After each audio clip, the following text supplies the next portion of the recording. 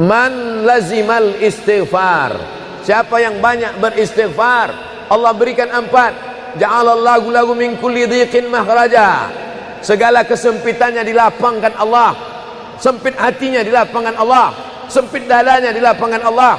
Wali wa min kulli hammin faraja, segala kesusahannya diberikan Allah kemudahan. Susah rezekinya, susah hidupnya, susah pikirannya, susah urusannya, dimudahkan Allah. Wa razaqahu min haitsu la yahtasib, diberi Allah rezeki dari jalan yang tidak disangka-sangka, yang tidak diduga-duga, datang rezeki itu. Siapa yang menjanjikan? Nabi Muhammad SAW. Nabi bicara dari mana? Wa ma yantiqu 'anil hawa in huwa illa wahyun yuha. Dia bicara bukan mengikuti hawa nafsunya, melainkan dari wahyu yang dibawa oleh Jibril dari Allah Subhanahu wa taala. Memperbanyak istighfar. Yang keempat, wa ma kana Allahu mu'adzibahum wa hum yastaghfirun. Allah tidak akan menurunkan azab wa hum yastaghfirun selama mereka mau beristighfar. Oleh sebab itu, kenapa tsunami tidak datang? Kenapa gunung tidak meletus? Kenapa air yang dari laut tidak naik ke darat? Kenapa tidak terjadi gempa bumi? Masih ada di Sidrap yang beristighfar. Masih ada orang yang bangun malam, salat sunat taubat menjelang subuh. Wabil ashari hum yastaghfirun. Menjelang azan subuh, di waktu sahur dia memperbanyak istighfar. Sependek-pendeknya astaghfirullah, agak panjang astaghfirullahalazim, lebih panjang astaghfirullahalazim alladzi la ilaha illa huwal hayyul qayyum wa atubu ilaih. Yang lebih afdal sayyidul istighfar, Allahumma anta rabbi la ilaha illa anta khalaqtani wa ana 'abduka wa ana 'ala 'ahdika wa wa'dika mastata'tu a'udzu bika min syarri ma sana'tu abu'u laka bi ni'matika 'alayya wa abu'u bi dhanbi faghfirli fa innahu la yaghfiru dzunuba illa anta. Dibaca dia setelah subuh, dijaga Allah sampai zuhur. Dibaca setelah zuhur, dipelihara sampai asar. Dibaca selepas asar, dijaga sampai maghrib. Dibaca sehabis maghrib, dijaga sampai isya.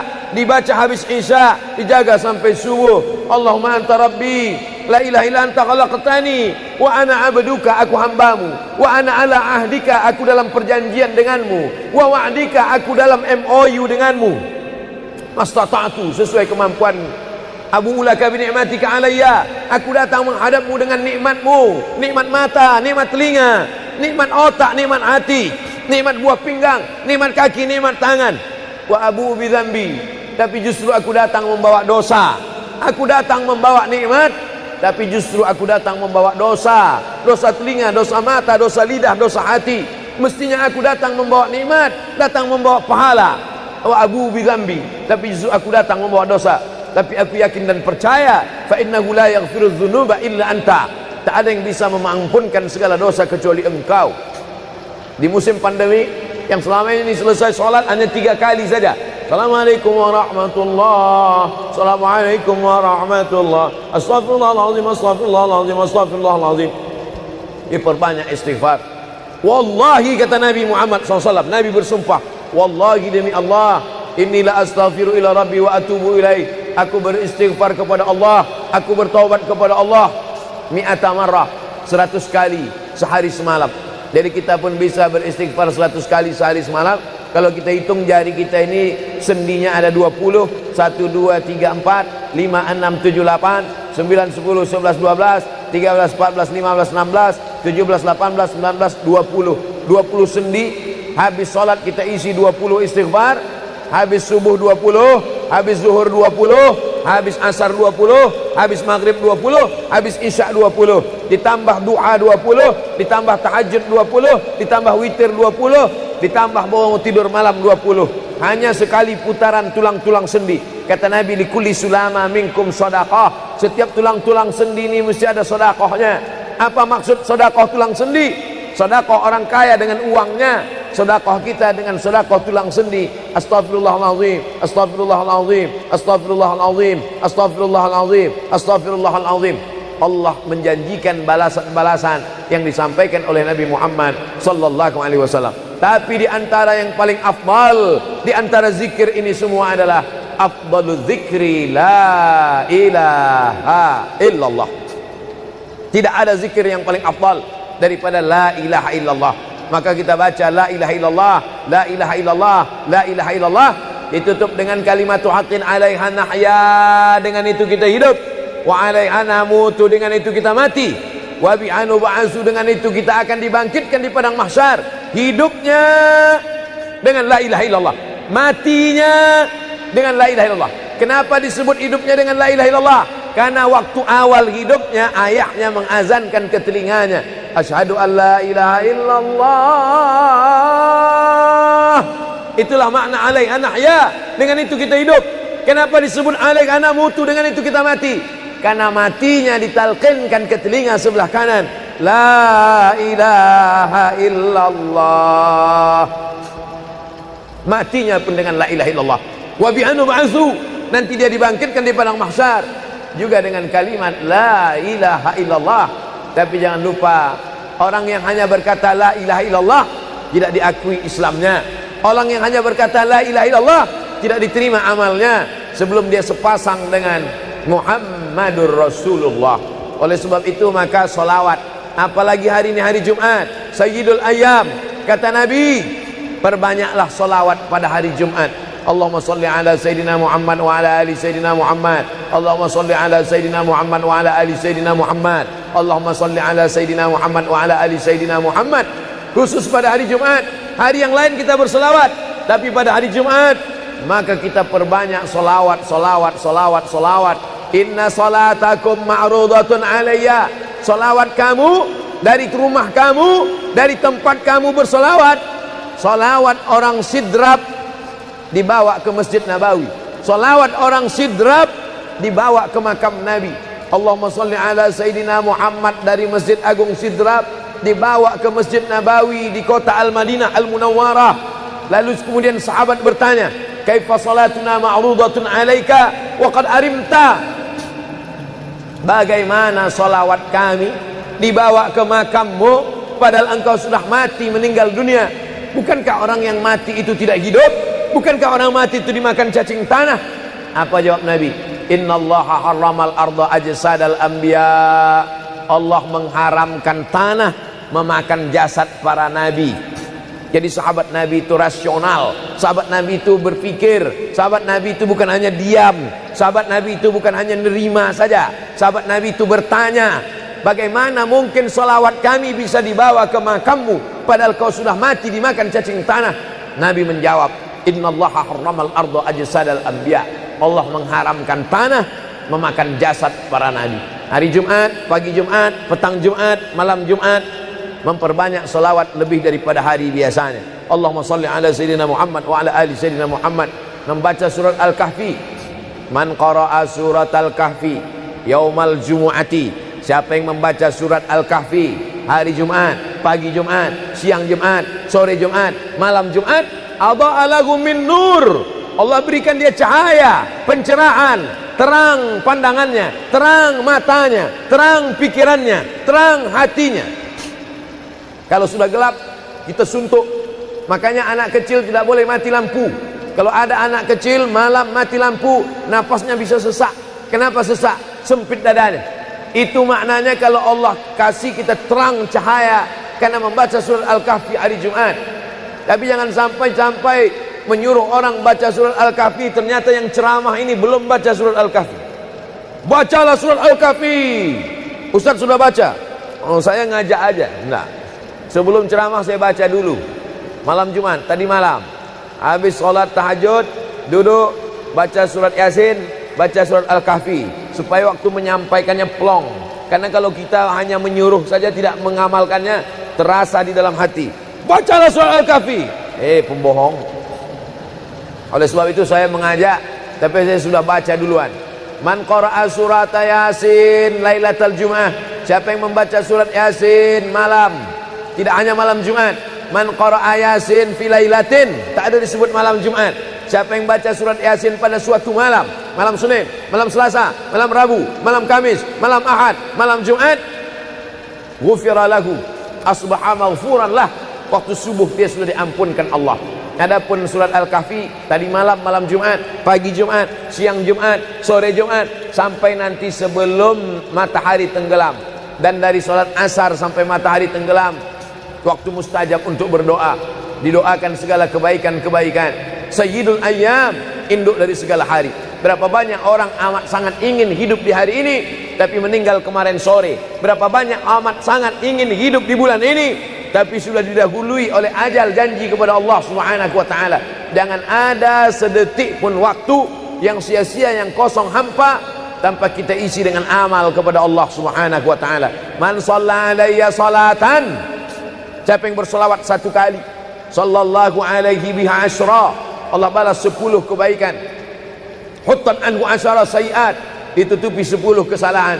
Wa rufi'at lahu asyara darajat, dinaikkan 10 darajat tingkatan kemuliaan. Satu kali salawat 10 dosa diampunkan, 10 kebaikan pahala dituliskan, 10 derajat kemuliaan diangkat, dinaikkan di hadapan Allah Subhanahu wa taala. Oleh sebab itu maka hari ini kita perbanyak selawat, pertemuan selawat, berjumpa dengan orang berselawat. Dan kita memang melakukan tradisi-tradisi itu.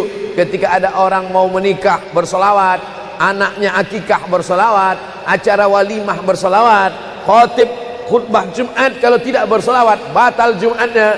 Orang yang sedang sholat kalau dia tidak berselawat, menurut mazhab Syafi'i batal sholatnya.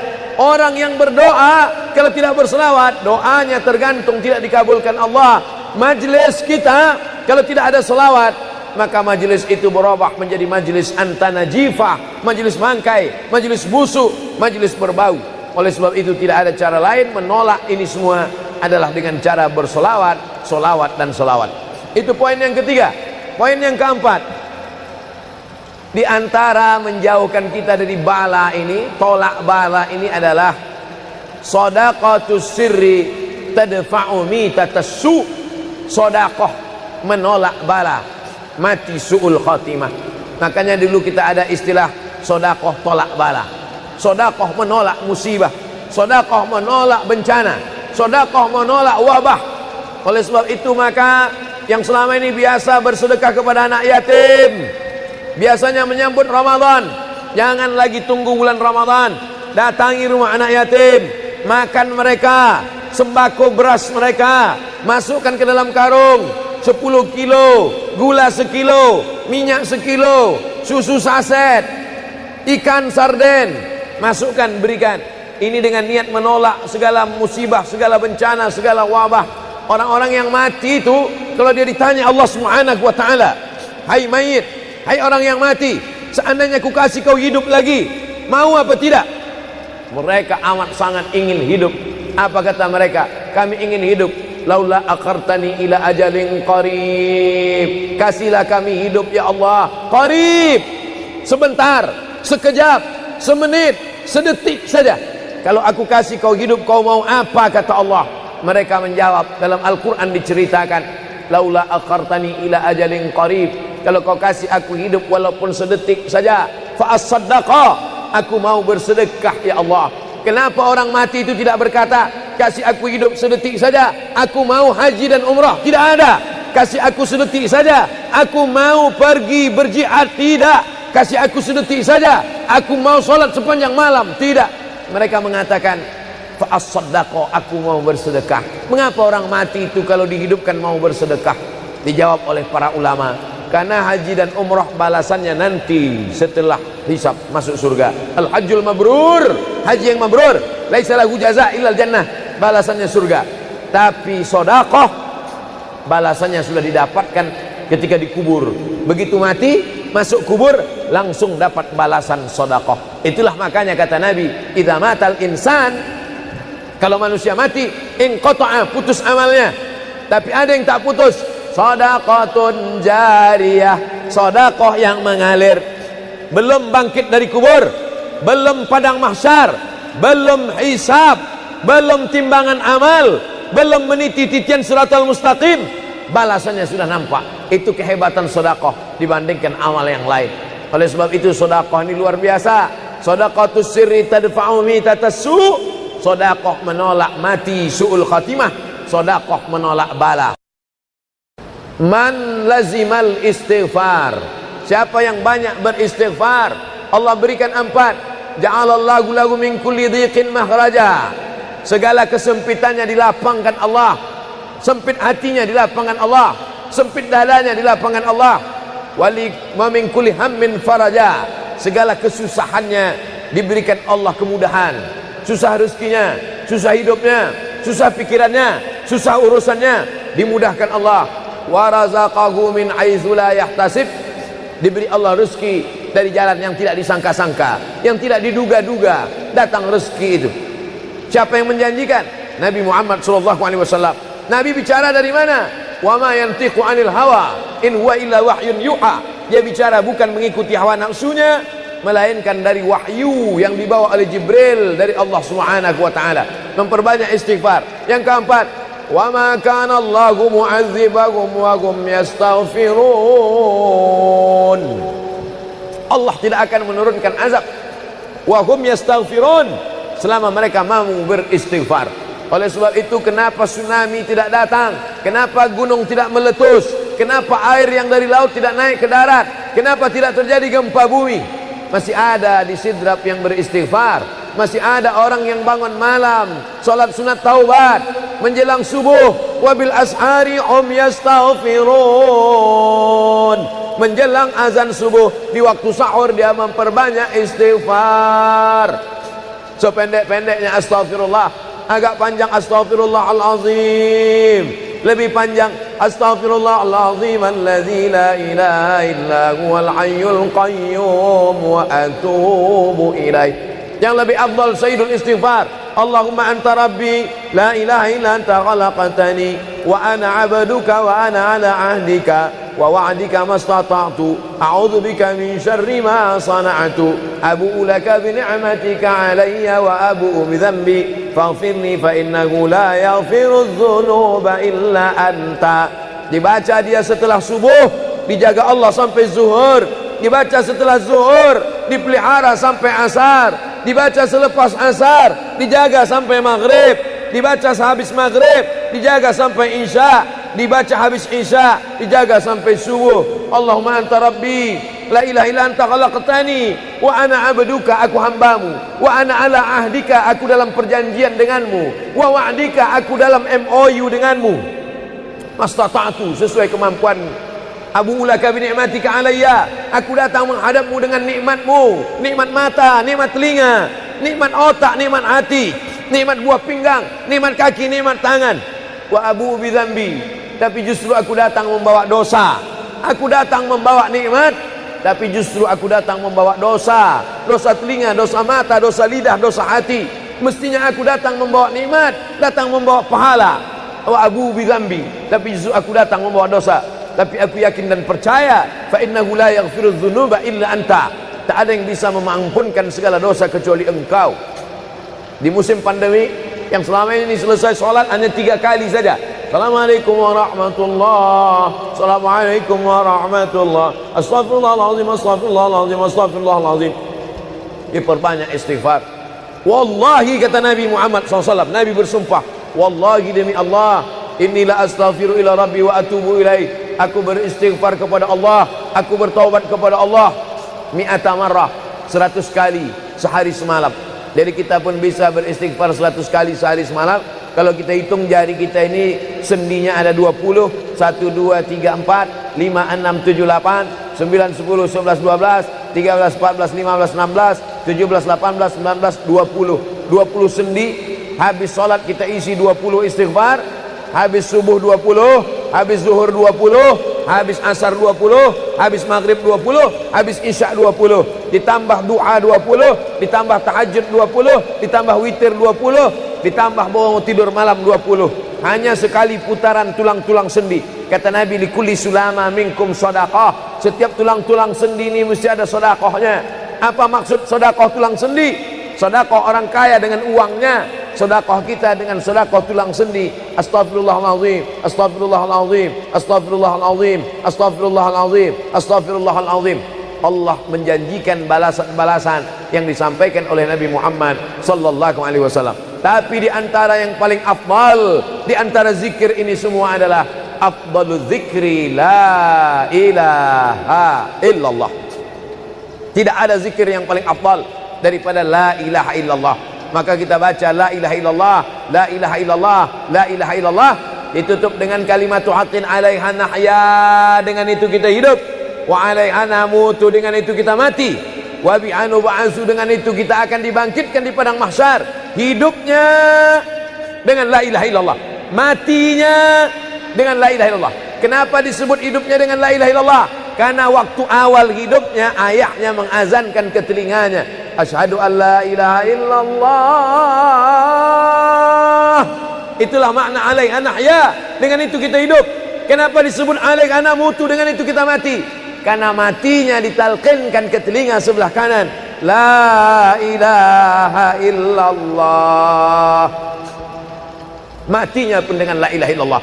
Wa bi'anu ba'su, nanti dia dibangkitkan di padang mahsyar juga dengan kalimat la ilaha illallah. Tapi jangan lupa, orang yang hanya berkata la ilaha illallah tidak diakui Islamnya.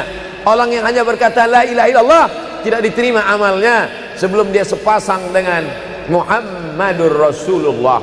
Oleh sebab itu maka solawat, apalagi hari ini hari Jumat, Sayyidul Ayyam, kata Nabi, perbanyaklah solawat pada hari Jumat. Allahumma salli ala Sayyidina Muhammad wa ala ali Sayyidina Muhammad. Allahumma salli ala Sayyidina Muhammad wa ala ali Sayyidina Muhammad. Allahumma salli ala Sayyidina Muhammad wa ala ali Sayyidina Muhammad. Khusus pada hari Jumat. Hari yang lain kita berselawat, tapi pada hari Jumat maka kita perbanyak solawat, solawat, solawat, solawat. Inna salatakum ma'rudatun alayya.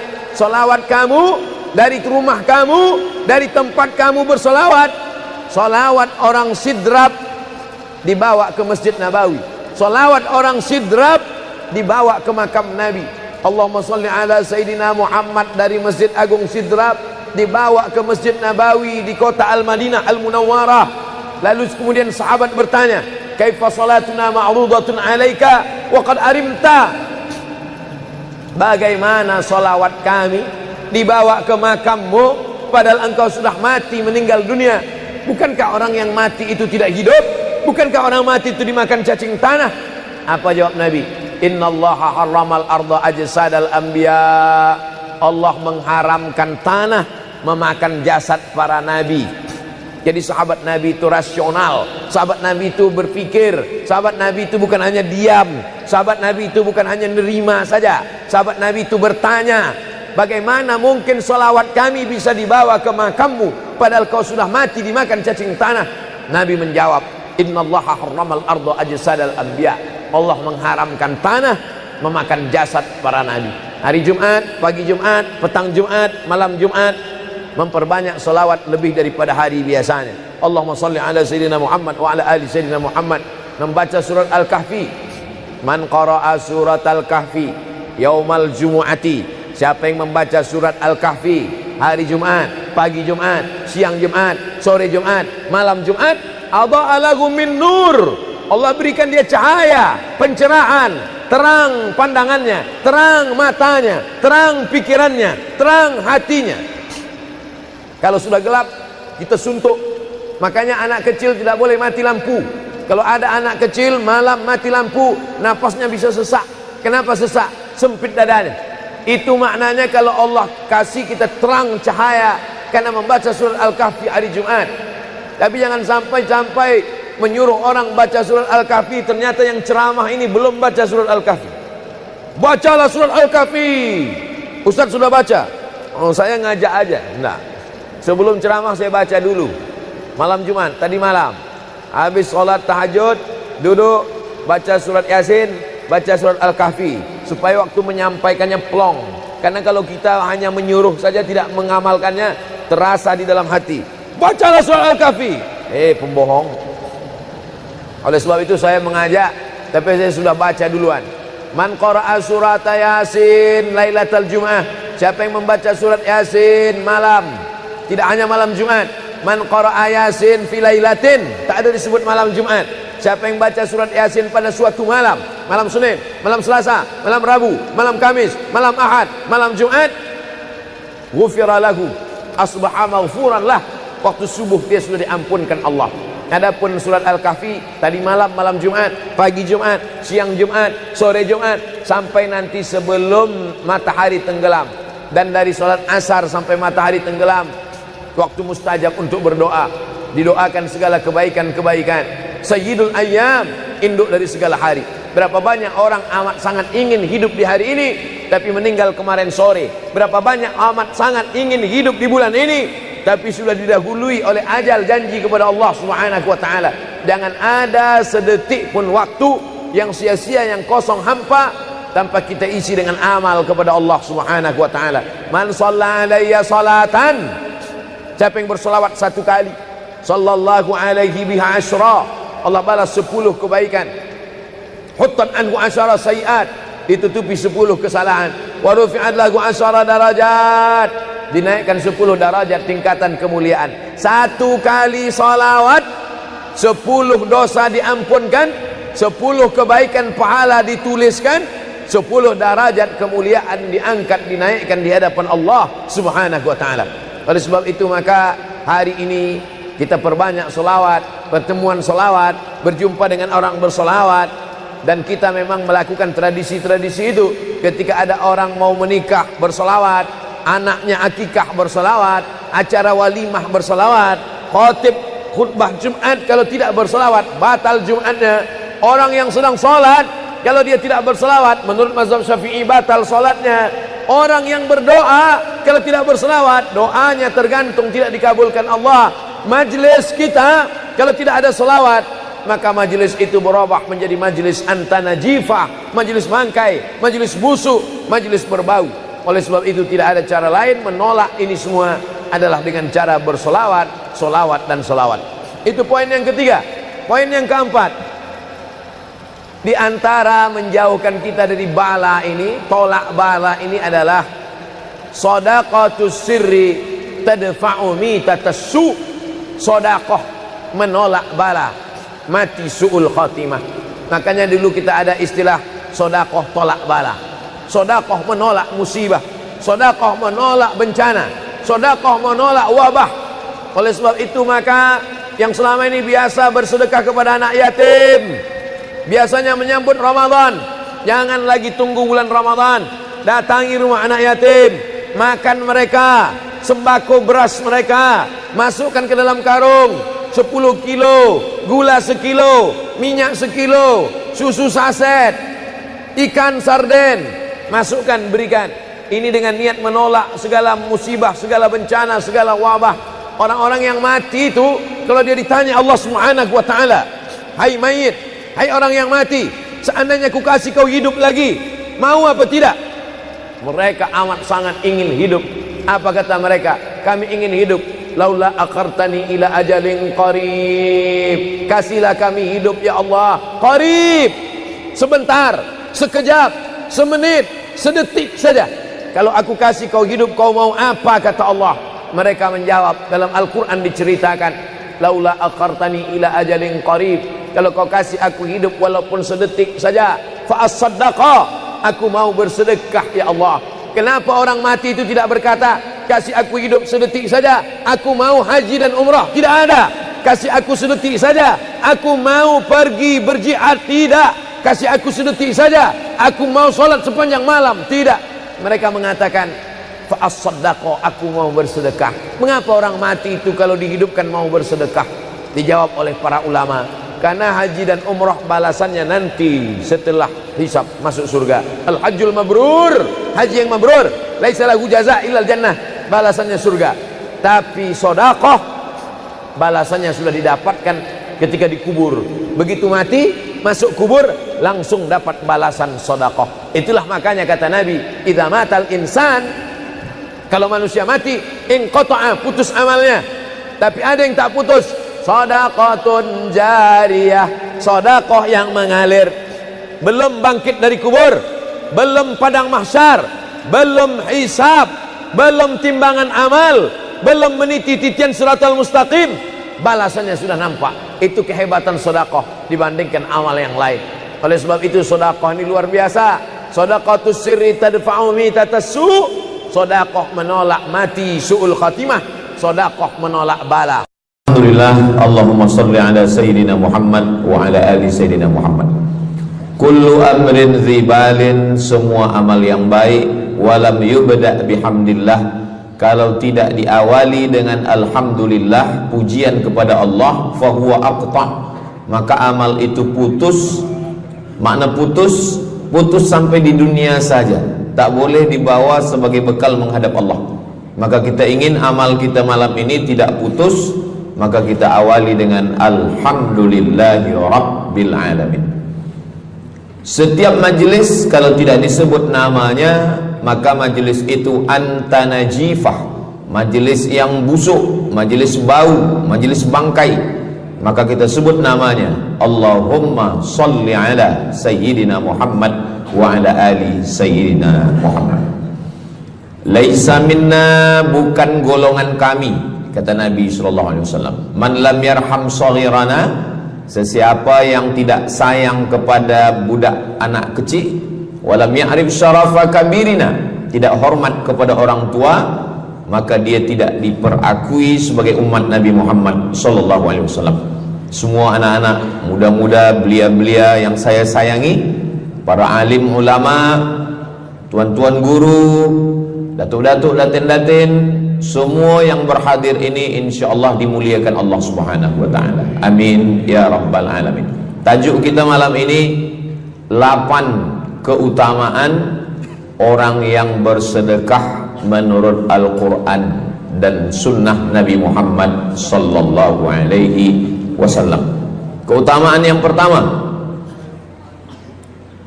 kalau orang mati itu ditanya, apakah kamu mau hidup lagi?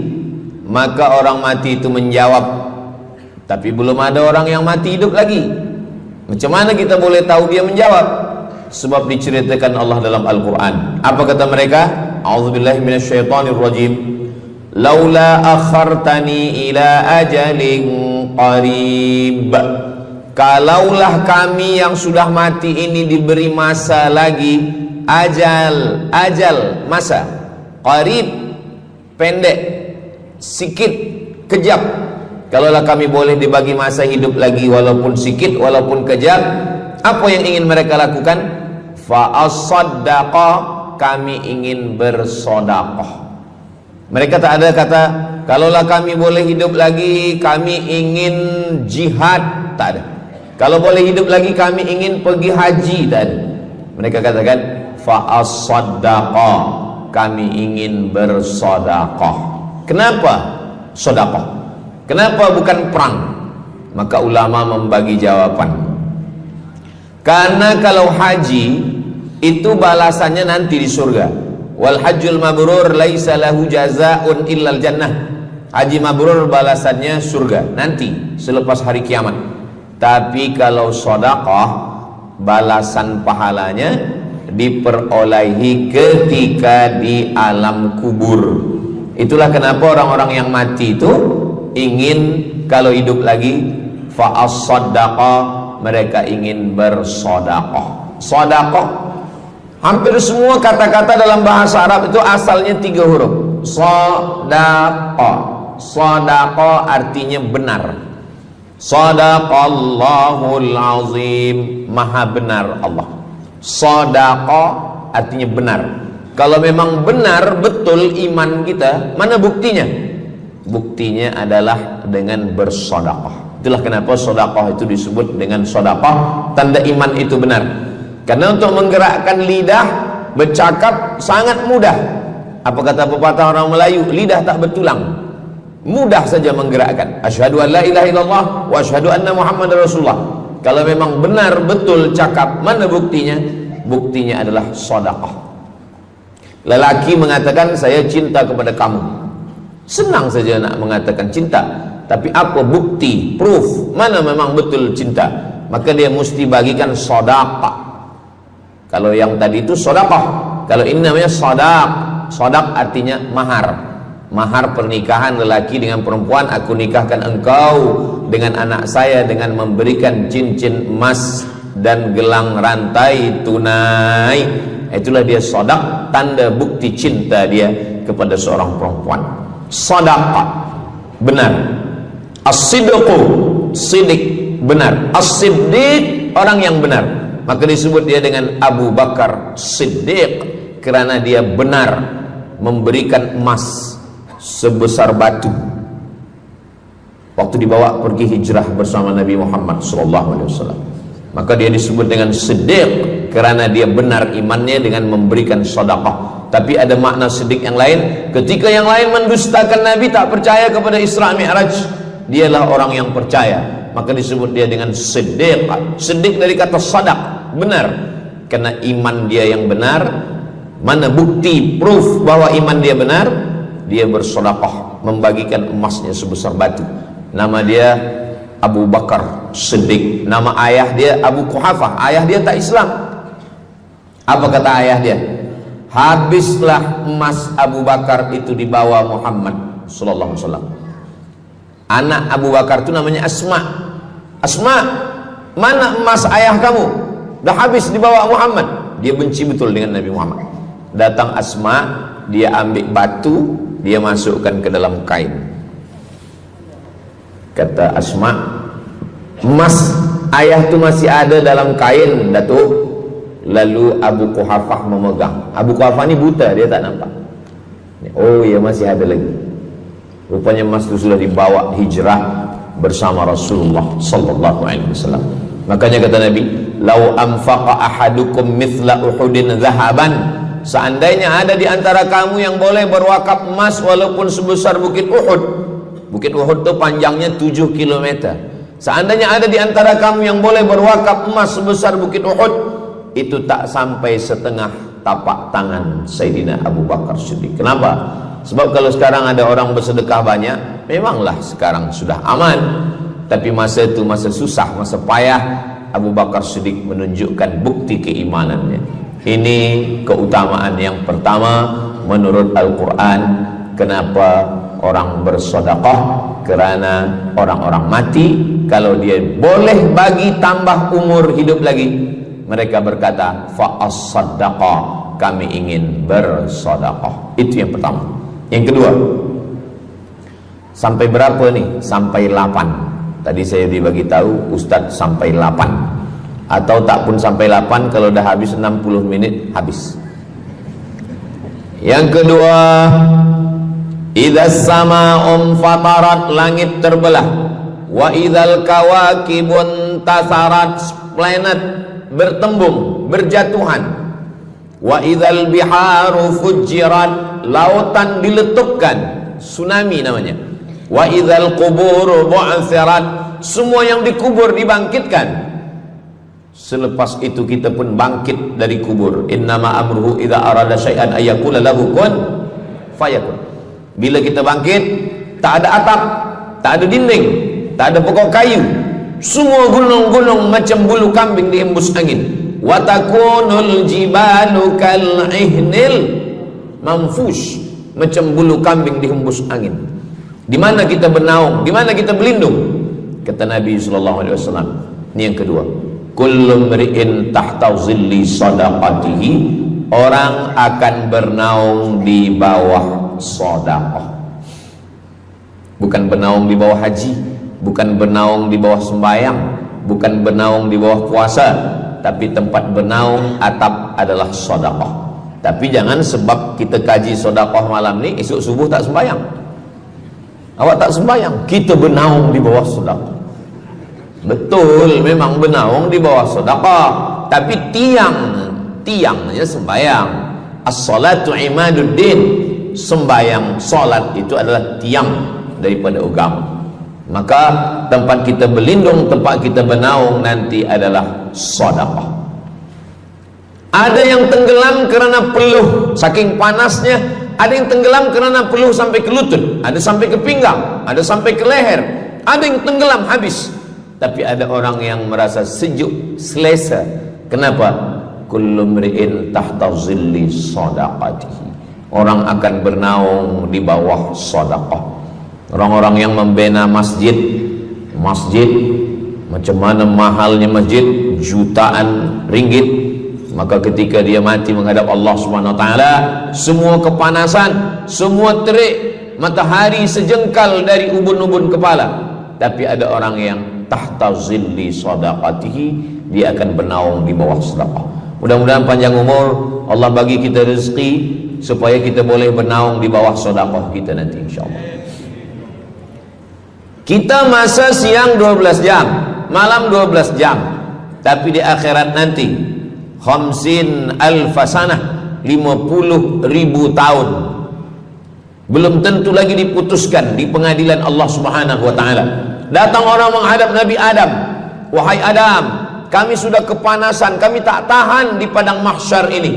Kata Nabi Adam, saya malu menghadap Allah. Dulu kata Allah, la taqraba hadhihi syajarah, jangan dekati pokok kuldi, fatakuna minaz zalimin, nanti engkau jadi orang zalim. Fa azallahumas syaitan, tapi digoda syaitan.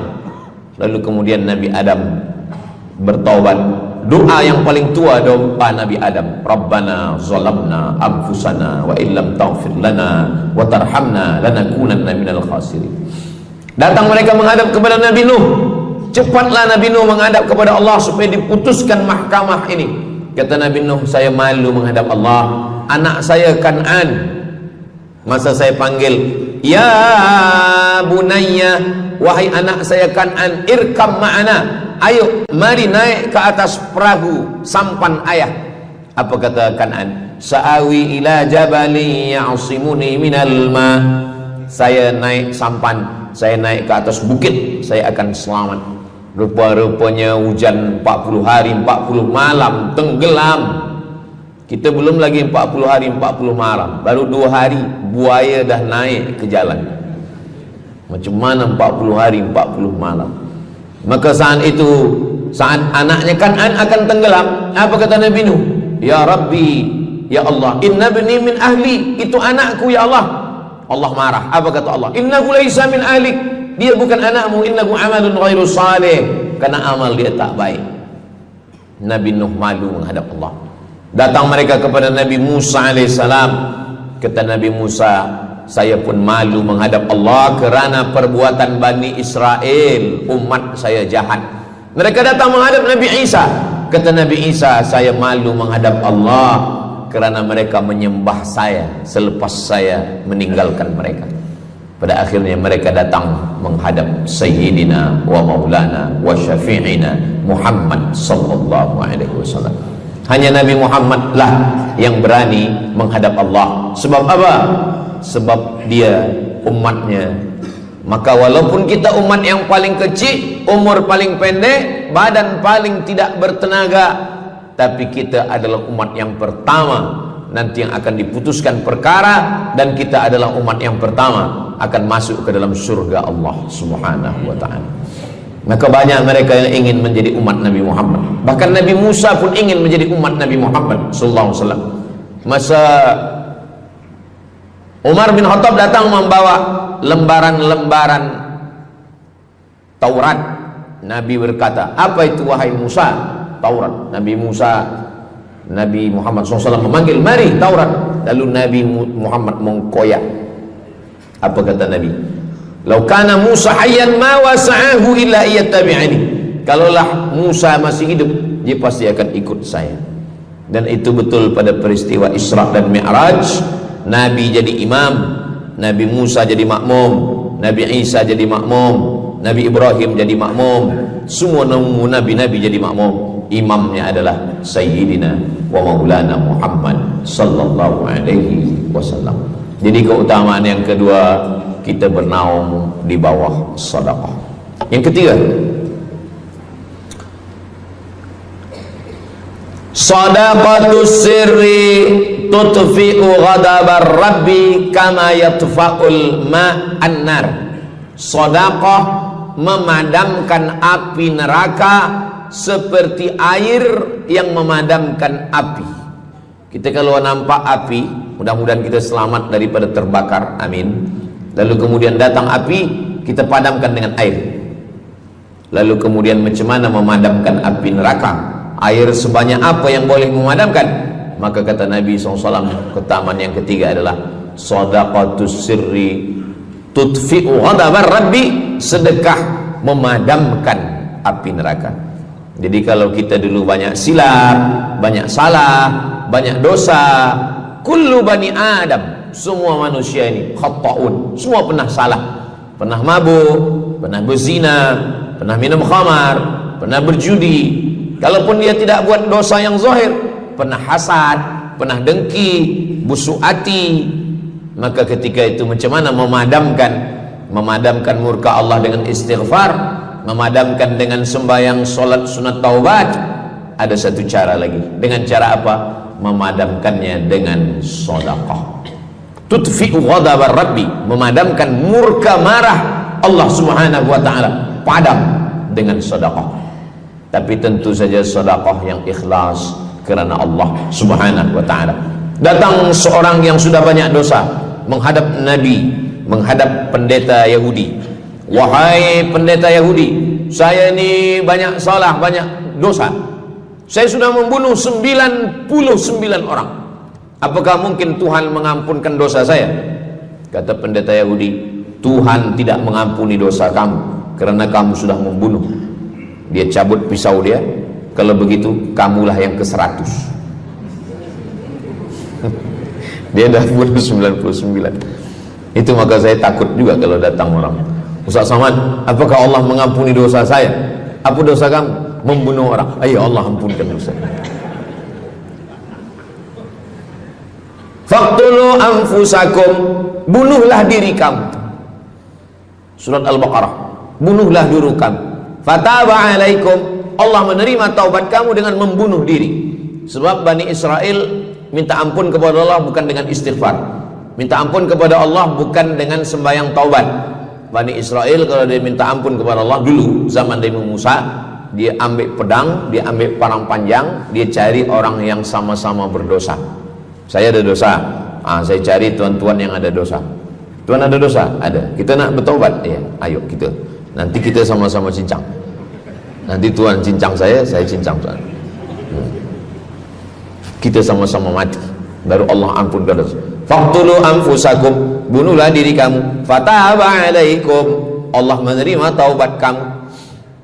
Tapi syariat Nabi Muhammad sallallahu alaihi wasallam, ma min muslimin yuznibu dzamban, kalau ada yang silap khilaf salah, summa yatatahhar, mandi taubat.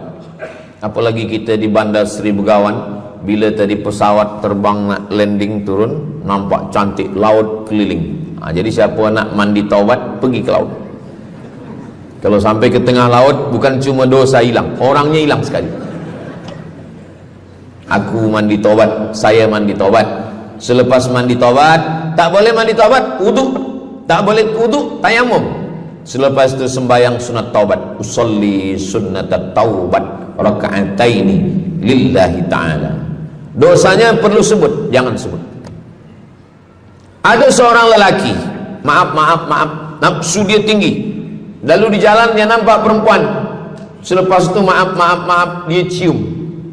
Selepas itu dia datang ke Nabi, dia mengadu, ya Rasulullah, tadi saya melakukan begini-begini. Tegak Umar bin Khattab, Allah sudah tutupi, kenapa kamu bukakan di hadapan orang ramai? Allah mengampuni manusia kecuali al-mujahirun. Al-mujahirun menampakkan dosanya dan bangga dengan dosanya. Ini orang akhir zaman ni sekarang banyak mujahirun. Dia mabuk, dia live streaming. Hai guys, dah mabuk ke malam ni? Ini al-mujahirun. Maka ulil amri mesti ambil hukum.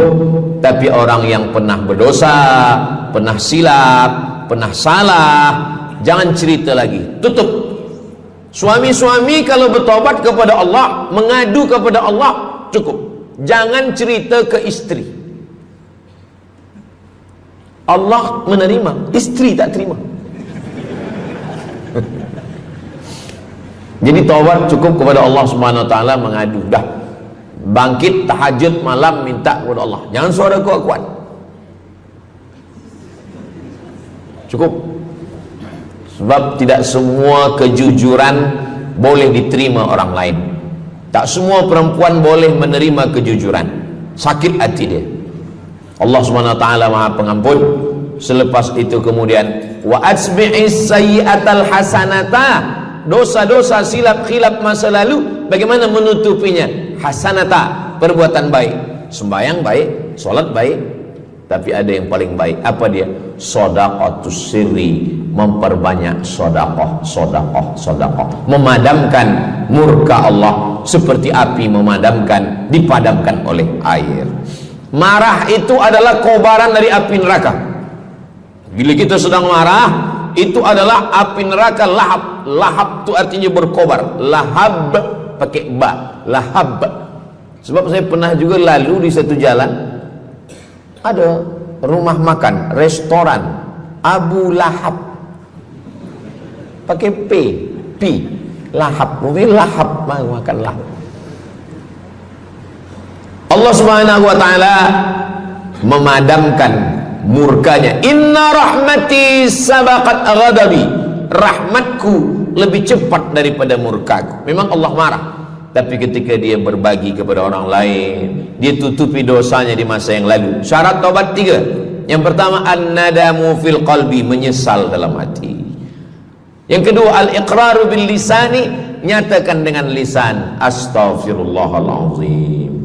Yang ketiga, al-itmaru alla ya'uda ilaihi abadan, tekad saya tidak akan buat lagi sampai mati. Namanya taubat nasuha. Nasuha 3 huruf. Nasoha artinya menyaring madu. Datang orang memanjat pokok kayu, dia ambil parang panjang, dia potong sarang lebah jatuh ke bawah, disaring dengan kain tipis, lalu kemudian tersangkut di atas kain, lilinnya tersangkut, lebahnya tersangkut, anak lebah tersangkut, rantingnya tersangkut, dahannya tersangkut, maka keluarlah madu. Itu bahasa Arabnya namanya nasuha. Apa makna nasuha? Menyaring dosa-dosa sehingga yang tinggal hanya amal soleh, yang sampah-sampah tersangkut. Sekarang susah nak minum madu yang asli, banyak palsu. Macam mana Ustaz, saya ni suka spesial minum madu. Apa tanda madu ni asli? Bawa pulang ke rumah, kalau istri marah itu asli.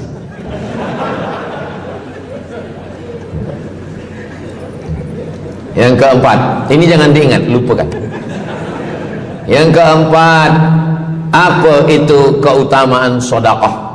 Kata Nabi sallallahu alaihi wasallam, as-sadaqatu, sedekah itu tadfa'u mitatassu, menolak mati su'ul khatimah.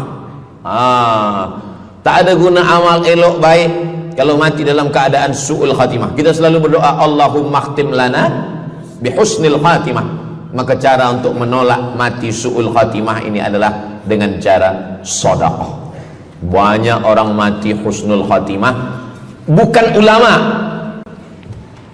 meninggal di dalam Masjidil Haram sedang pakai ihram, selepas tawaf di belakang makam Ibrahim ketika sedang sujud terakhir. Itulah mati yang paling indah. Dalam wudhu sedang sembahyang, di sujud terakhir dalam tanah haram, dalam Masjidil Haram, di belakang makam Ibrahim. Meninggal, dibawa jenazah balik.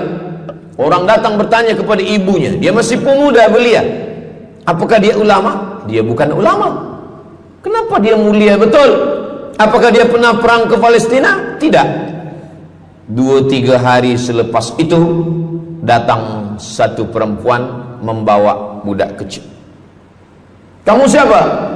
Kami adalah orang yang tiap bulan dapat kiriman beras, minyak dan makanan dari pemuda ini.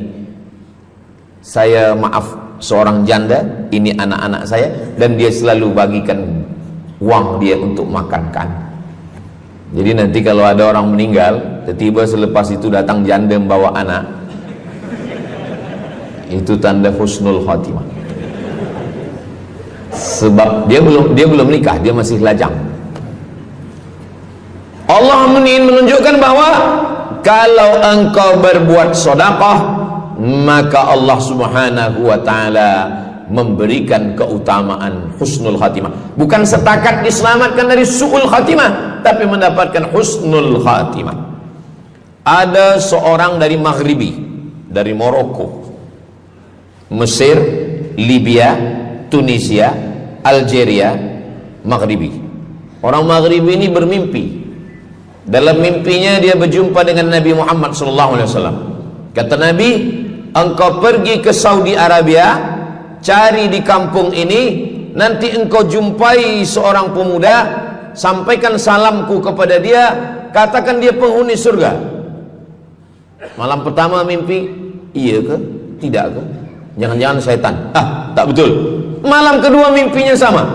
Engkau pergi ke Saudi Arabia, datangi kampung ini, jumpai seorang pemuda namanya si fulan, bagi tahu ke dia, salamku untuk dia, sampaikan kepada dia bahwa dia penghuni surga. Nah, 2 kali. Ini udah agak kuat. Tunggu 3 kali, sampai 3 malam mimpinya sama. Akhirnya orang Maghrib ini terbang dari Casablanca sampai ke Jeddah. Dari Jeddah dia cari kampung yang disebut dalam mimpi, sampai itu dia cari pemuda. Adakah di kampung ini seorang pemuda namanya si fulan? Betul. Dia tengok, biasa saja. Bukan ulama, bukan macam Musa Abdul Somad. Tak mungkin mimpi salah 3 kali betul-betul. Lalu disampaikan kepada dia, fulan, saya 3 malam bermimpi Rasul SAW menyampaikan salam kepada engkau. Assalamualaikum. Kata Nabi, engkau adalah penghuni surga. Dia pun terkejut. Saya bukan ulama, saya orang biasa. Apa amal kamu? Sembahyang saya biasa saja, puasa sunat saya biasa saja. Hanya saja saya tak pernah menyimpan hasad dendam, dan saya selalu membagikan uang kepada fakir miskin, anak yatim dan du'afa. Selepas mendapatkan itu dia pun menangis, dia pun bersedih karena dia merasa dia tak layak dicintai, karena dia masa banyak silap, banyak salah. Rupanya rahmat Allah itu turun bukan kepada orang yang alim tapi sombong, bukan kepada orang yang kaya tapi takbur, tapi kepada orang yang hatinya hancur berkeping karena takut kepada Allah Subhanahu wa ta'ala. Selepas itu dia pun meninggal dalam keadaan husnul khatimah setelah mendapatkan janji dari Rasulullah sallallahu alaihi wasallam. Apa maknanya? Bahwa kalau kita tak boleh sembahyang sampai tegak lutut bengkak, kalau kita tak tergolong orang yang rajin puasa sunat berhari-hari, kalau kita bukan orang yang kuat berjihad fisabilillah, maka carilah satu pintu. Pintu itu bernama babus sedekah. Karena banyak yang sudah melaluinya dan mereka dimuliakan Allah, diselamatkan daripada su'ul khatimah. Yang ke berapa? Kelima. Saya sebetulnya ingat, saya nak cuba aja.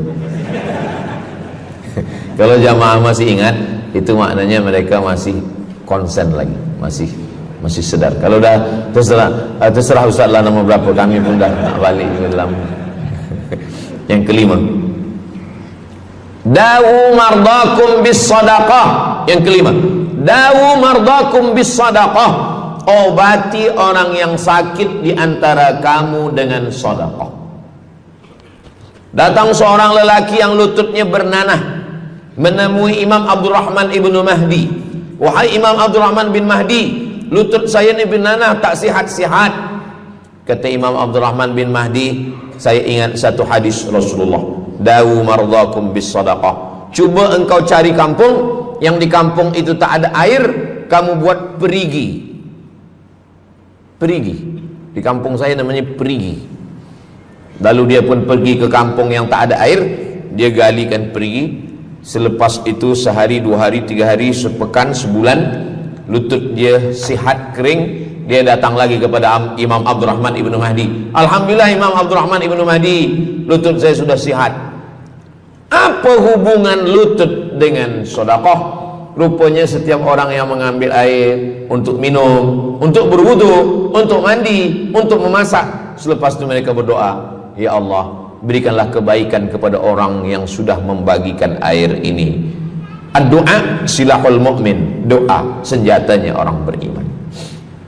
Kisah ini ada dalam kitab Sa'ah wa Sa'ah, Ajaib wa Taraif. Semua ada saatnya. Beberapa kisah-kisah yang ajaib diceritakan oleh Syekh Abu Amr al-Misri dalam judul buku Sa'ah wa Sa'ah Gharaib wa Taraib. Sudah diterjemahkan ke dalam bahasa Melayu, judulnya Semua Ada Saatnya. Nama penerjemahnya Abdul Somad. Boleh dicari di google.com. Semua ada saat. Lalu kemudian saya sampaikan hadis ini di masjid. Dawu mardakum bis sadaqah. Obatilah orang yang sakit di antara kamu dengan sedekah. Selepas itu saya turun dari masjid, saya pergi ke kereta, di parking, datang seorang jamaah. Memang yang Ustaz sampaikan tadi betul. Kata saya, memang betul. Takkan saya sampaikan tak betul? Apa maksud awak? Betul. Istri saya kena sakit kista sebesar duit di dalam rahim dia. Kata doktor, ini mesti diambil. Kalau tidak dia makin besar, makin besar. Tapi kalau diambil, dicabut, operate, nanti akan tercabut rahim sekali. Dan kalau rahim tercabut, maka nanti tidak boleh mengandung. Mendengar itu istrinya menangis. Suaminya tersenyum. Yang senyum budak kecil pula. Lalu kemudian rupanya istri dia tahu tentang hadis Nabi. Dawu mardakum bis sadaqah. Obatilah orang yang sakit dengan bersedekah. Maka dia pun bersedekah. Selepas itu mereka pergi lagi medical check up ke hospital. Sampai di hospital dicek USG, rupanya kista itu makin kecil dan hilang. Doktor tu pula bertanya balik, awak makan apa? Saya makan nasi, kata dia. Minum apa? Minum teh tarik. Saya amalkan hadis Nabi Muhammad SAW, dawu mardakum bis sadaqah. Kata doktor, awak tak perlu operate, dan ini tidak perlu dibelah, dan rahim awak masih boleh mengandung. Istrinya tersenyum, lakinya pula menangis. Begitulah Allah Subhanahu wa ta'ala. Syekh Abu Amr Al-Misri bercerita tentang seorang perempuan di Saudi Arabia. Dia pergi ke Amerika. Kata doktor di Amerika, kamu sudah balik ke rumah, makan kenyang, tidur lelap. Nanti kalau puan-tuan pergi hospital, lalu dokter bercakap, balik ke rumah, makan kenyang, tidur lelap. Itu maknanya malaikat maut dah dekat, tak ada obat. Maka dia pun balik ke Saudi Arabia. Dia ambil harta dia, dia sedekah, dia sisa, dia bagikan baki sikit untuk ahli waris. Selepas itu last kali dia pergi lagi ke Amerika, last medical check up. Apa kata doktor di Amerika? Kami sudah cek, kamu sihat wal afiat. Banyak sekali orang-orang yang diberikan Allah Subhanahu wa taala keutamaan dengan sedekah, mukjizat bahwa Nabi SAW sudah meninggal dunia, tapi mukjizatnya masih ada sampai akhir zaman ini. Di antaranya adalah dawu mardakum bis sadaqah, obatilah orang yang sakit di antara kamu dengan bersedekah. Yang ketujuh, yatsba'ul mayyita salasun, yang mengiringi mayat orang mati ke liang lahat ada tiga. Yang pertama mal, bahasa Arabnya mal, orang kita menyebut mall, harta. Yang mengiringi manusia ke liang lahat, yang pertama maluhu, harta. Yang kedua ahluhu, istri, anak, menantu, kawan, jiran, sahabat. Yarji'usnani, yang dua ni balik ke rumah, anak balik, istri balik, kereta balik, semua balik. Wa yabqa wahidun, yang kekal hanya satu. Apa dia? Yang kekal hanya satu, itulah dia sedekatuh. Sedekahlah yang kekal. Itulah kenapa orang-orang meninggal dunia. Kita di atas dunia ini, kata Nabi, baina sittin wa sab'in. Kita hidup di atas dunia ini antara sittin, 60, sab'in, 70. 60, 70. 60, 70. Kalau umur 30, ada berjumpa jamaah umur 30 yang dia soal, dah berbini ke? Bini? Belum. Oh. Awak dah menikah? Belum. Apa belum nikah lagi? Kejap lagi Ramadan. Takkan jaga subuh? Macam mana nak sembahyang? Macam mana nak sahur? 30. Bila 40, soalan sudah berubah. Saya ni diabetes, saya ni kolesterol, saya ni. Bila masuk 50, dah mula tanya, saya ni rabun, tak nampak lagi. Bini pun kadang tak nampak. Bini orang nampak. Bila 60, mendengar tazkirah Ustaz Somad, kunci satu, jangan tersinggung. Ada beberapa jamaah tersinggung, balik meninggal. Bukan kerana tersinggung, memang ajal dah sampai. Jadi, Ustaz umur berapa? Saya lahir 18 hari bulan Mei 1977. Umur rasa 27. Umur ini bukan masalah angka, tapi masalah rasa. Semua yang hadir uban. Semua yang hadir banyak uban. Semua yang hadir malam ini muda.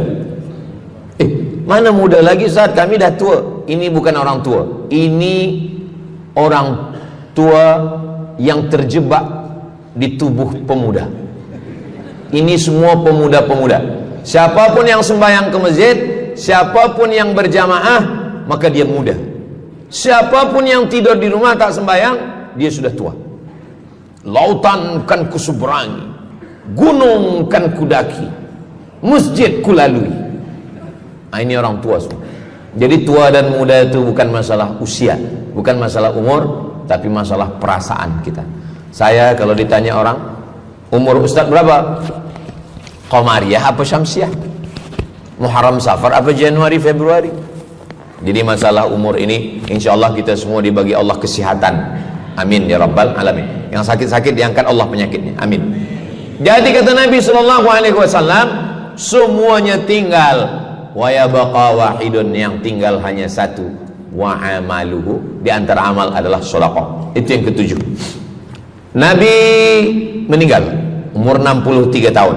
Abu Bakar Siddiq 63 tahun. Imam Syafi'i lahir 150, meninggal 204. Imam Syafi'i lahir di Gaza, Palestina. Semoga Allah menolong saudara kita di Palestina. Imam Syafi'i lahir di Palestina, di Gaza, 150 Hijrah. Meninggal di Fustat, Kahirah, Mesir, 204. Imam Syafi'i umurnya hanya 54 tahun. 50, muda. Tapi Imam Syafi'i berada di alam barzah 204, sekarang sudah 1447, 1447 tahun. Apa maknanya? Berarti Imam Syafi'i di alam kubur sudah 1200 tahun. Soalan, lebih lama di atas tanah atau di dalam tanah? Lebih lama di alam barzah.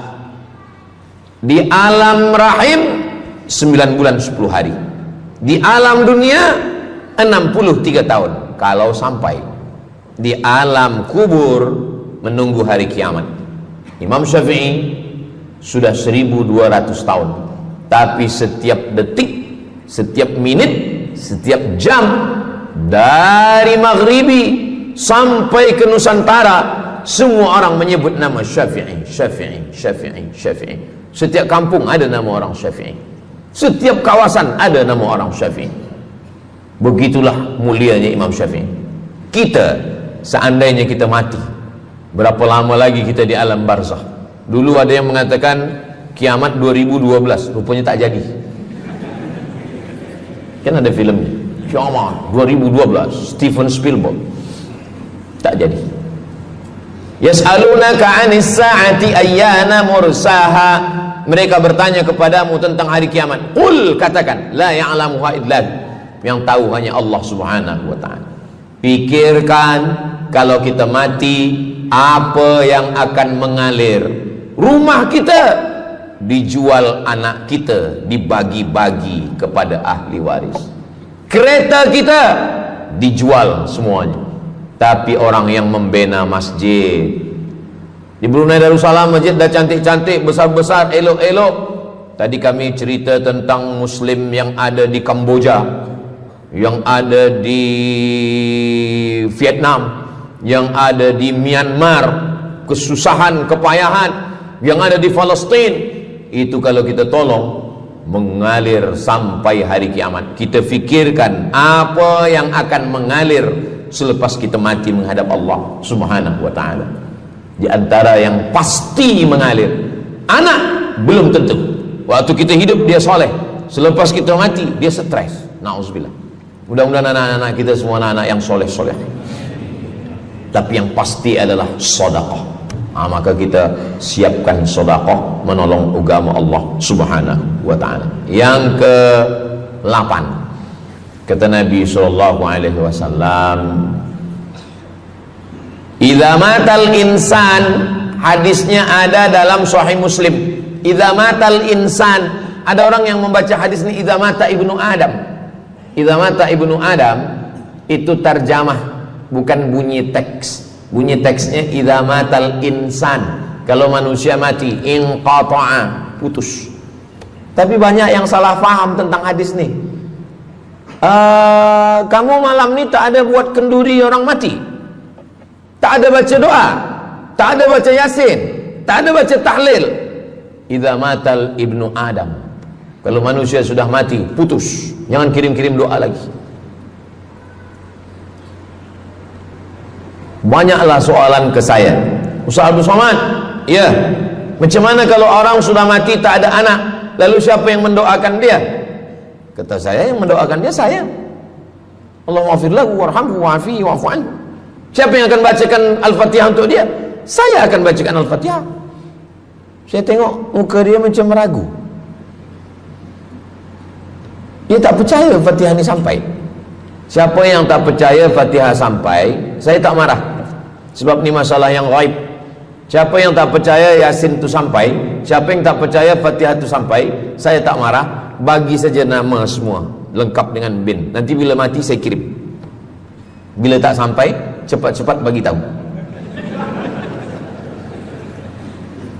Idza matal insan, kalau manusia mati, inqata'a amaluhu, yang putus tu amal dia, amal yang mati itu. Misal ini ada orang mati, namanya Abdul Somad. Ketika saya sebut nama lain tersinggung pula.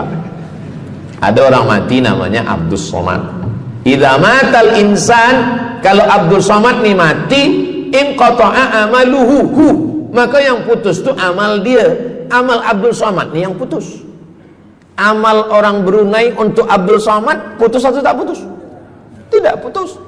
Datang berita, mereka tengok di Instagram Abdul Somad, Ustadz Abdul Somad Official. Bagi yang belum follow, cepat follow. Apa berita? Ustadz Somad sudah meninggal. Orang Bandar Seri Begawan, semua orang Brunei mengirimkan Al-Fatihah, mereka sholat ghaib. Sampai apa tak sampai? Sampai.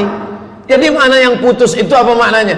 Amal dia putus. Amal orang mati ini putus. Amal orang hidup kepada yang mati tak putus. Saya bilang sekali lagi, yang putus itu amal orang mati. Amal orang mati putus. Apa maksud amal orang mati putus?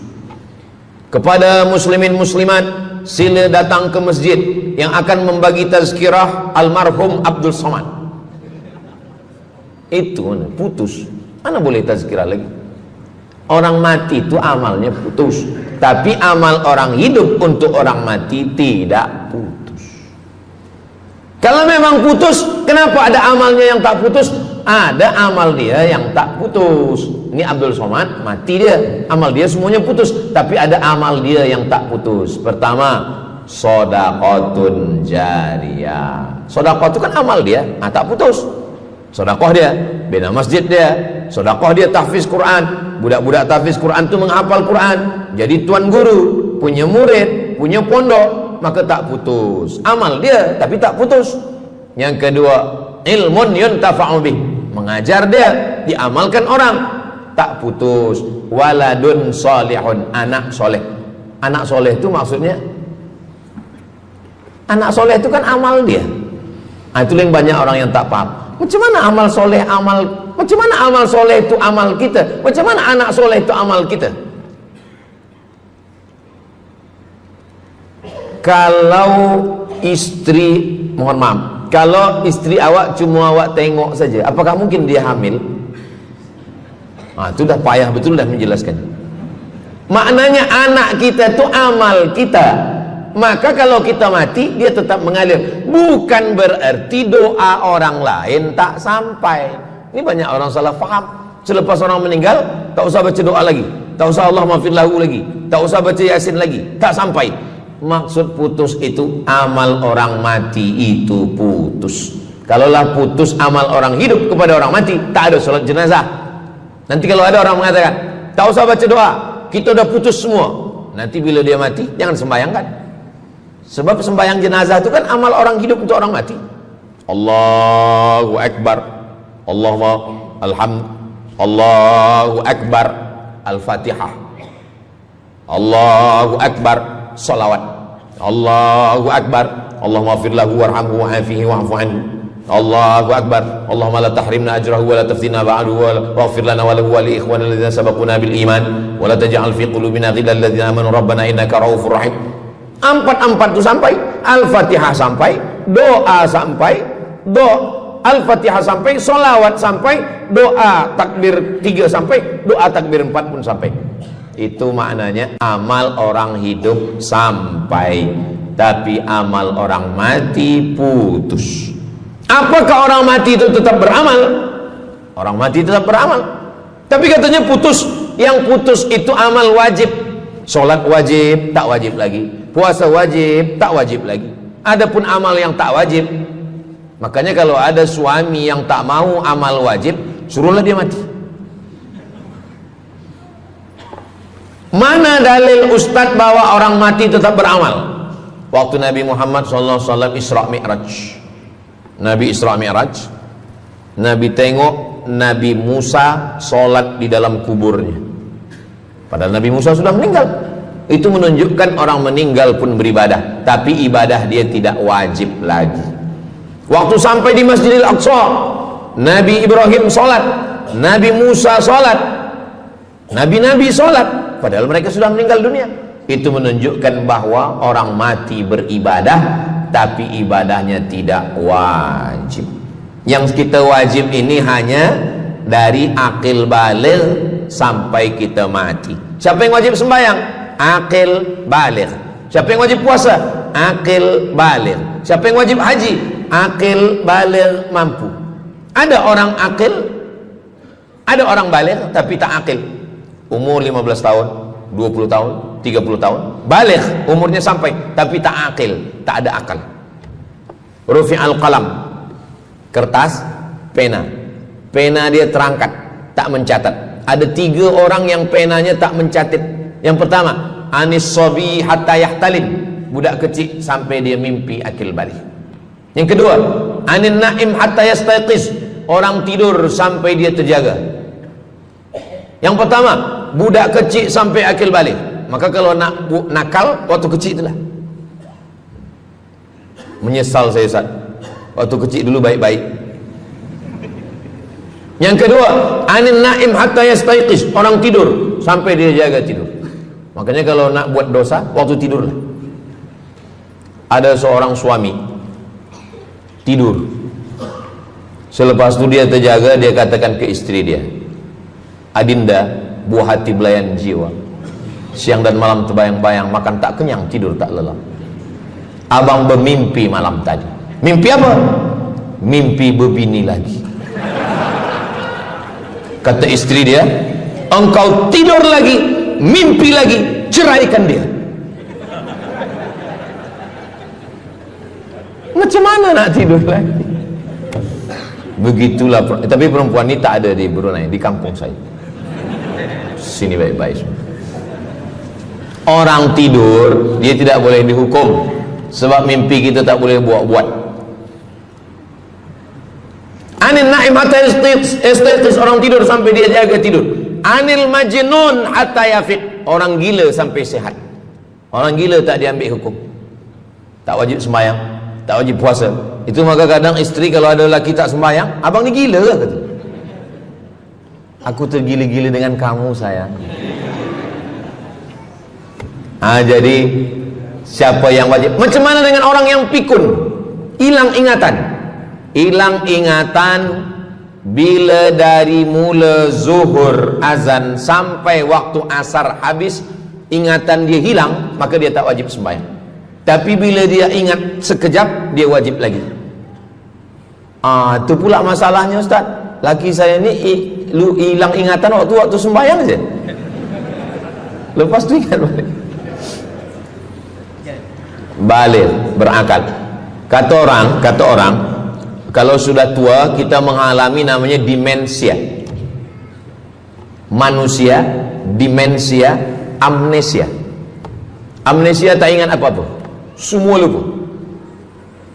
Itu maka kita bila nak pergi ke mana-mana guna helmet, sebab bila kepala ni terantuk lupa.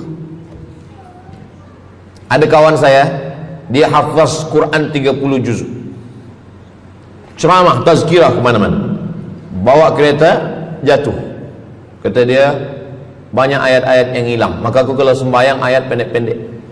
Kata saya, bang, di kampung saya dulu kalau ada radio yang dah tua yang rosak, itu biasa kita pukul mau elok balik.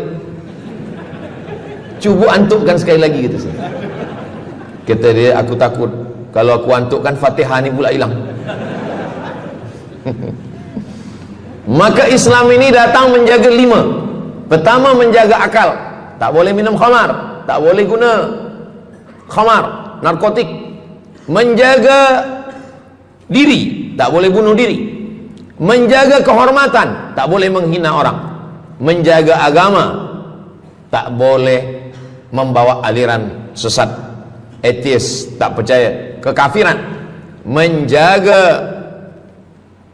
harta, tak boleh ada mencuri, tak boleh ada dusta, tak boleh ada akad bohong, tak boleh ada tipu, tak boleh ada gharar, tak boleh ada zulm, tak boleh ada ghish. Man ghasyana falaysa minna, siapa yang menipu kami maka dia bukan golongan kami. Jadi berdasarkan 8 keutamaan ini, kalau ingat 8-8-nya alhamdulillah. Tak ingat 8, ingat 7, ingat 6, ingat 5, ingat 4, ingat 3, ingat 2, ingat 1. Satu pun tak ingat, innalillah. Tapi insyaAllah kita boleh ingat semua. Sebab apa? Sebab tazkirah malam ini direkodkan. Nanti boleh ditonton ulang di channel Ustaz Abdul Somad Official. Jangan lupa subscribe, like, share, and comment. Jamaah yang dimuliakan Allah Subhanahu Wa Taala, tadi saya mula pukul 8.15, sekarang sudah pukul 8.10. Jadi saya di mana-mana tazkirah memanglah 60 menit, 600 ml. Tapi rupanya botolnya kecil. Jadi sebenarnya setengah jam pun cukup. Jadi dari 8 tadi itu semua membagi kita semangat. Kalau ada orang yang mengatakan Islam ini agama yang menyuruh kita tak usahlah berniaga, tak usahlah bertanam kelapa sawit, tak usahlah bertanam kelapa, tak usahlah buka ikan, tak usahlah bertani.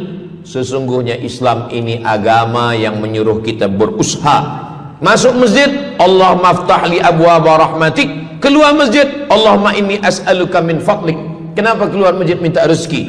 Sebab peniaga, pedagang, bisnismen dapat duit.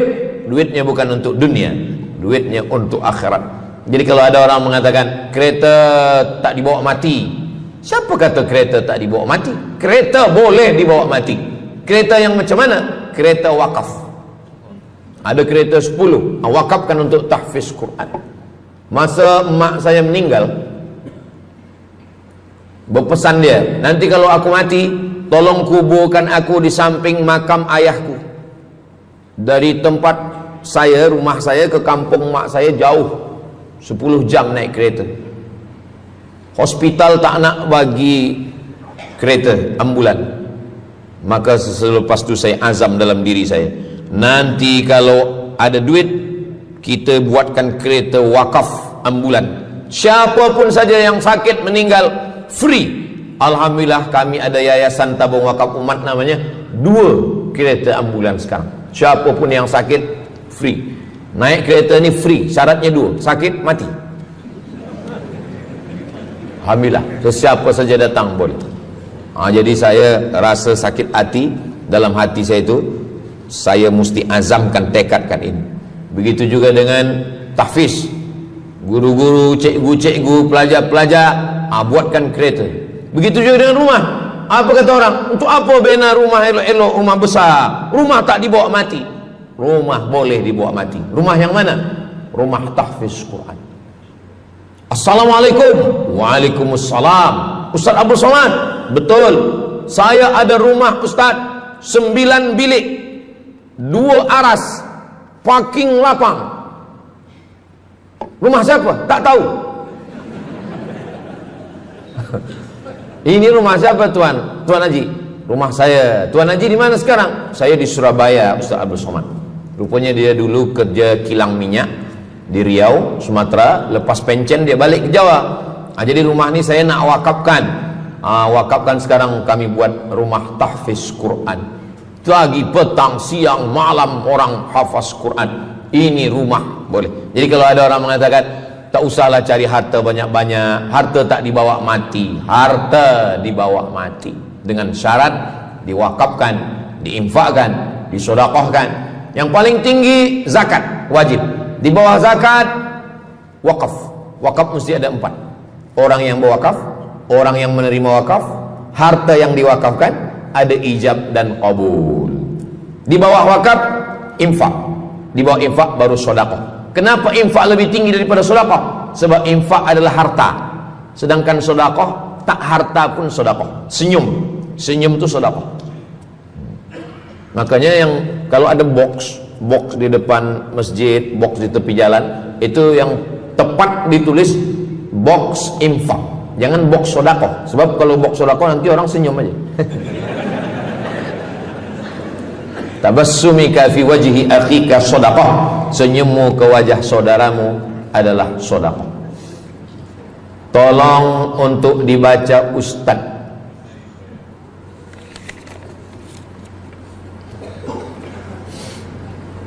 Seorang hamba yang ketika jahiliyah pernah mengambil hak orang dengan mengambil persen daripada uang infak. Setelah dia menyadari akan salahnya, dia bertaubat dan ingin mengembalikan hak tersebut. Masalahnya dia tidak mengetahui berapa dan ke siapa dibalikkan. Kalau kita termakan terpakai duit yang kita tak tahu entah punya siapa, cuba ingat-ingat. Memang kalau masalah ini kadang kita lupa memang. Coba ingat tahun berapa. Sebab duit RM1 tahun 80 dengan 2025 tak sama nilainya, sebab ada inflasi ekonomi. Jadi coba ingat, tengok dengan harga emas. Tahun 80 berapa 1 gram emas? Tahun 2025 berapa? Maka dihitungnya ke emas, bukan ke dolar, tapi kepada emas. Nah, selepas kita dapat harga emas, lalu kita balikkan. Misalkan tahun 80 100 ringgit itu 1, 2, 3 gram. Maka yang sekarang kita tidak balikkan 100 ringgit, tapi kita balikkan sekarang 2025 dengan 3 gram emas. Berapa harga 3 gram emas? Lepas itu kita balikkan. Kalau kita tak tahu orangnya di mana, anak cucunya, ahli warisnya tak tahu, maka kita serahkan kepada masalih ammah. Masalih ammah artinya kepentingan umum. Pendidikan tahfiz Quran, sekolah, tempat anak yatim, tempat duafa fakir miskin, ke masjid, boleh. Tapi kalau kita bawa duit haram, duit tak jelas, kita serahkan saja. Datang, Tuan Guru bagi dah. Jangan sebut pula, Tuan Guru ni ada beberapa duit haram saya nak bagi ni. Serahkan.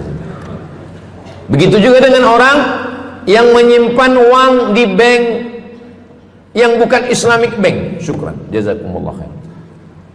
Lalu kemudian dia duduk di negeri yang tak Islam, lalu kemudian dia letakkan di bank yang tak Islamik. Maka duit ini ada ada fawaid, ada bunganya. Riba haram. Kalau dia simpan di rumah dia takut hilang. Duit ini tak boleh dia makan, tak boleh dia belikan ke pakaian, tak boleh dia bagikan ke orang lain, maka dia serahkan kepada masalih ammah. Begitu kata Syekh Yusuf Al-Qardawi dalam kitab judulnya Fatawa Mu'asirah, fatwa-fatwa kontemporer, fatwa modern. Jadi masalih ammah, kepentingan umum, bukan untuk diri sendiri. Orang terhalang doanya sebab 3. Mat'amuhu haram, makanannya haram. Masyrabuhu haram, minumannya haram. Malbasuhu haram, pakaiannya haram. Wadhiya bil haram, dibagi makan haram. Jadi kalau kita selamatkan, insyaallah Allah pun menyelamatkan kita semua.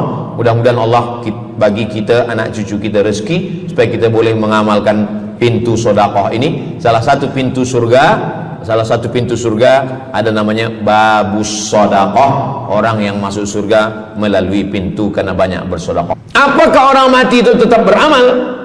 Orang mati tetap beramal, tapi katanya putus. Yang putus itu amal wajib. Sholat wajib, tak wajib lagi. Puasa wajib, tak wajib lagi. Adapun amal yang tak wajib, makanya kalau ada suami yang tak mau amal wajib, suruhlah dia mati.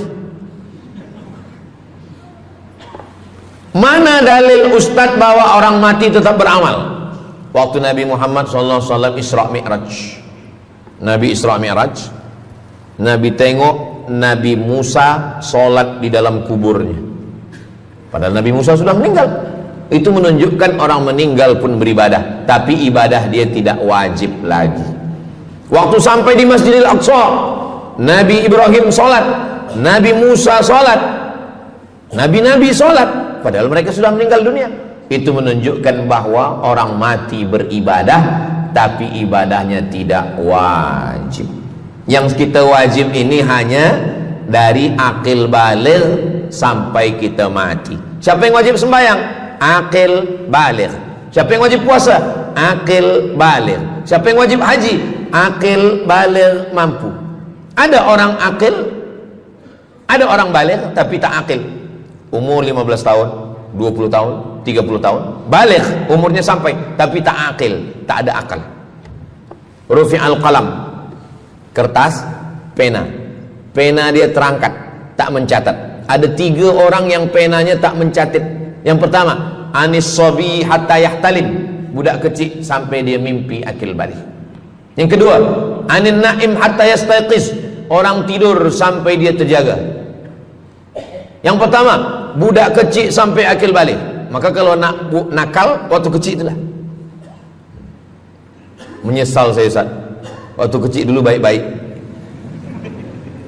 Yang kedua, anin naim hatta yastayqiz, orang tidur sampai dia jaga tidur. Makanya kalau nak buat dosa waktu tidurlah. Ada seorang suami tidur, selepas itu dia terjaga, dia katakan ke istri dia, Adinda, buah hati belayan jiwa, siang dan malam terbayang-bayang, makan tak kenyang, tidur tak lelap. Abang bermimpi malam tadi. Mimpi apa? Mimpi berbini lagi. Kata istri dia, engkau tidur lagi, mimpi lagi, ceraikan dia. Macam mana nak tidur lagi? Begitulah. Tapi perempuan ini tak ada di Brunei, di kampung saya. Sini baik-baik. Orang tidur dia tidak boleh dihukum, sebab mimpi kita tak boleh buat-buat. Anil naim hatta yastayqiz, orang tidur sampai dia jaga tidur. Anil majnun hatta yafiq, orang gila sampai sehat. Orang gila tak diambil hukum, tak wajib sembahyang, tak wajib puasa. Itu maka kadang isteri kalau ada lelaki tak sembahyang, abang ni gila ke? Kata, aku tergila-gila dengan kamu sayang. Jadi siapa yang wajib? Macam mana dengan orang yang pikun, hilang ingatan? Hilang ingatan bila dari mula zuhur azan sampai waktu asar habis, ingatan dia hilang, maka dia tak wajib sembahyang. Tapi bila dia ingat sekejap, dia wajib lagi. Itu pula masalahnya Ustaz. Laki saya ni hilang ingatan waktu sembahyang je, lepas tu ingat balik. baligh, berakal. Kata orang, kalau sudah tua kita mengalami namanya demensia. Manusia, demensia, amnesia. Amnesia tak ingat apa-apa, semua lupa. Itu maka kita bila nak pergi kemana-mana guna helmet, sebab bila kepala ni terantuk lupa. Ada kawan saya, dia hafaz Quran 30 juz, ceramah tazkirah kemana-mana, bawa kereta jatuh.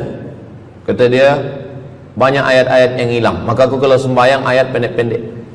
Kata saya, bang, di kampung saya dulu kalau ada radio yang dah tua yang rosak, itu biasa kita pukul mau elok balik. Cuba antukkan sekali lagi, gitu. Kata dia, aku takut kalau aku antukkan Fatihah ni pula hilang. Maka Islam ini datang menjaga 5. Pertama, menjaga akal. Tak boleh minum khamar, tak boleh guna khamar, narkotik. Menjaga diri, tak boleh bunuh diri. Menjaga kehormatan, tak boleh menghina orang. Menjaga agama, tak boleh membawa aliran sesat, ateis, tak percaya, kekafiran. Menjaga harta, tak boleh ada mencuri, tak boleh ada dusta, tak boleh ada akad bohong, tak boleh ada tipu. Alhamdulillah, demikian ceramah untuk hari ini. Semoga ilmu yang disampaikan menjadi manfaat dan keberkahan untuk kita semua. Mohon maaf bila ada kekurangan. Wassalamualaikum warahmatullahi wabarakatuh.